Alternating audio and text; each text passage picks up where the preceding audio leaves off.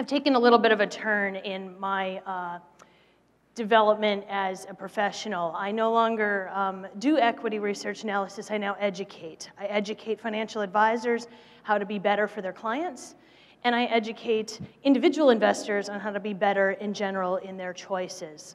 But lately I've been bombarded with questions related to attracting millennials and Generation Z. How do I get them interested in investing? How do I engage them as clients? And I titled my talk today, Stopping the Rebuttal, for two reasons. One, I believe that those that are in the younger generations, millennials and Generation Z, which many of you are today, have the ability to consider your impact on your retirement savings, as well as having the ability to save for retirement in general. Just humor me for a moment. How many of you here today plan to work for a company either in the next couple years or in the next few years? So many of you, right? Yes. And it's not realistic of me to assume that all of you will just get out there and start investing your own money right away. The most common thing that will happen is that you will invest in a company's 401k plan, and this is so essential to your futures and to everything that you do for the world, which I will explain shortly. Currently, 1 in 3 Americans that are retiring today have absolutely nothing saved. And at the moment, millennials are actually comprised to take over about 3/4 of the entire workforce in the next 10 years. At the moment, the ones that are working, only 1 in 3 of them actually save in a company's 401k plan, and this has to end. This rebuttal has to stop.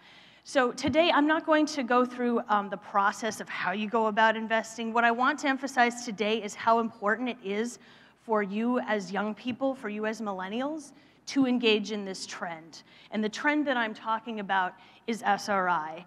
And if you're familiar with what I talked about before, this would stands for Socially Responsible Investing. However, the acronym has evolved a little bit recently, and it now stands for Sustainable, Responsible, and Impact Investing. The definition, too, has changed slightly in that it's considering financial gains, obviously, but at the same time, it's considering the impact of that investment, of those gains. What we use in conjunction with that is the acronym ESG, which stands for Environmental Governance, Environmental Social Governance. This is the criteria that we use to evaluate SRI securities. And within that realm, too, there are 2 ways that we can look at social responsible investing. You can either have funds that you believe in what they're doing, believe in the impact they're trying to make, and then you have those that you want to avoid. What they are doing is wrong in your opinion, or wrong for your community, your society, that sort of thing.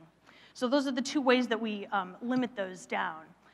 And this slide is incredibly important because it demonstrates, this is from the US SIF Foundation. Every 2 years they publish a report on the progress that SRI funds have made. And they've actually increased more than 14-fold since 1995. When I initially presented this chart back in 2015, I only had the 2014 numbers available, and the 2018 numbers will be made available shortly. But there actually was a substantial jump in 2016, where now 1 in every $5 under professional management in the United States embraces this level of thinking when it comes to investing for the future. It's incredibly powerful. And these are some of the areas that are the biggest growth areas relatively based on issue. So conflict risk, climate change, human rights, pollution, branching out of climate change for those who want to take a more microcosmic approach to helping the environment, and then lastly, board and governance. And you can see that climate change and human rights had a massive jump in support for funds in recent years. So this is just a small example of what this kind of investing has the capability of doing, of helping to improve areas where there's trouble. So you may ask, okay, that's nice, that's fine. Does the strategy work at all? And the answer is a bit complicated. Yes, it can, but there are some limitations. The first one I want to point out is a really good example that happened in the last few months, and that was Equifax. You may have all remembered that there was a huge data breach, and millions of Americans had their financial information exposed to potential hackers.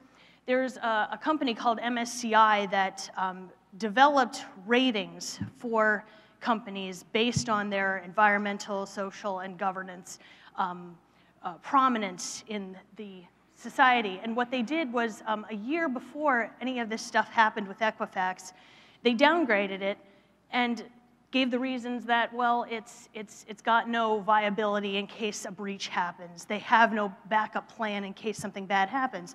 And this was a year before the stock actually crashed as a result of their announcement of a data breach.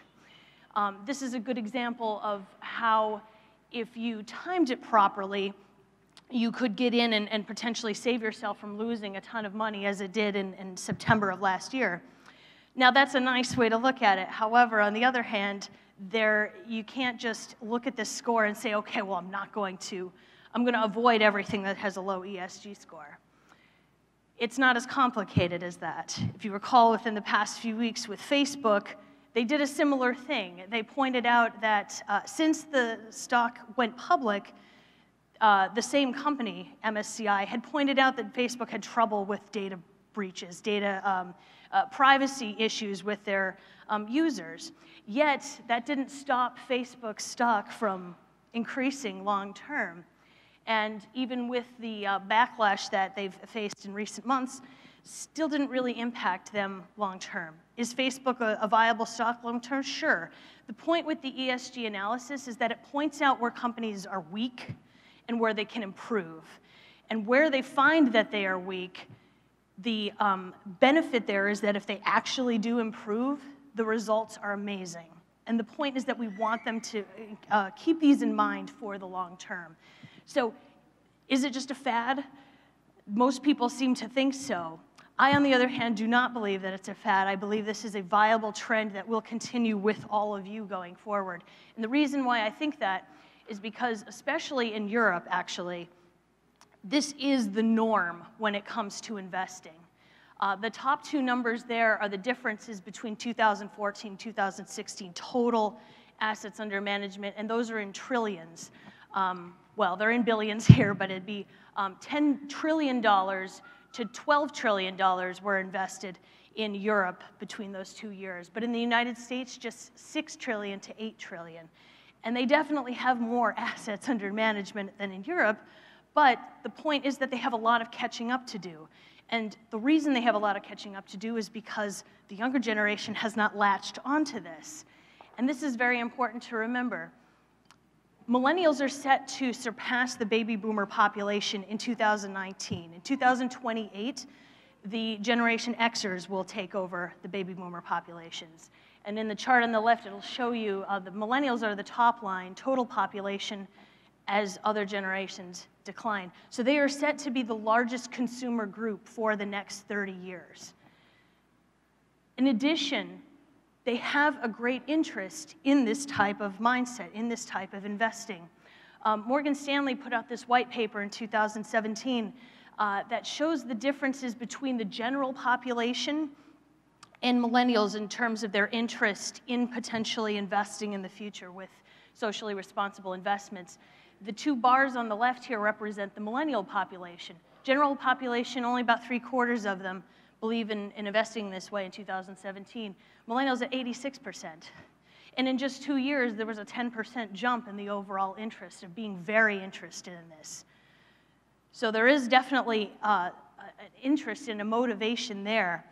The other motivation that you want to look at with them is just how interested they are in this. Millennials are twice as likely to purchase from a sustainable brand. They're 3 times more likely to seek employment with a company that has a sustainability focus and a social focus. And millennials also targeted social and environmental goals twice as likely as the overall public. And this is great. These are the mindsets that are driving these factors when it comes to these investments. Most importantly, as I mentioned earlier, when it comes to the 401k plans, currently when it comes to 401k plans, there are certain employers that are starting to offer screened 401k plans that are invested in this way as a way to attract new employees.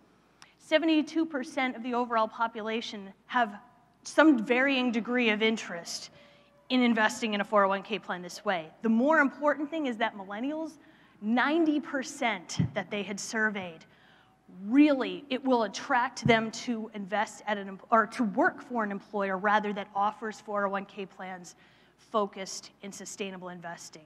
Remember this as you go out into your careers. This is a way to attract you, and it can only help you, and it can only help the world. So does it really make a difference? As we mentioned before, yes, you can get individual stocks that go up, make earnings. That's great for you. You pocket the revenue.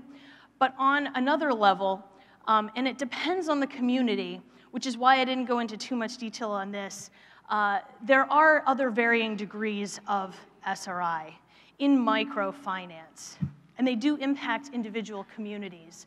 For example, Pacific Community Ventures. In addition to regular stocks, they will have community bonds, and they're bonds that impact the individuals in specific communities that are underserved. So with their group investing in the last 2 years, they had 1.3 million jobs either created or sustained in their communities in California, 17 million people who did not have access to financing their businesses were able to do so. And then a mix there of having the leadership of those groups be either women or underserved minority groups. So yes, this does make a huge difference. And the main thing that if you take away anything from this, just remember that values equal value. If a company has positive opinions, views on the future, sustainability focused, they have values. They will add value back to the community, to the world. So remember this as you go out into your career, that you do have the ability to change this through this one simple change, investing in your company's 401k plan, and of course, encouraging them to invest sustainably for the future. Thank you very much.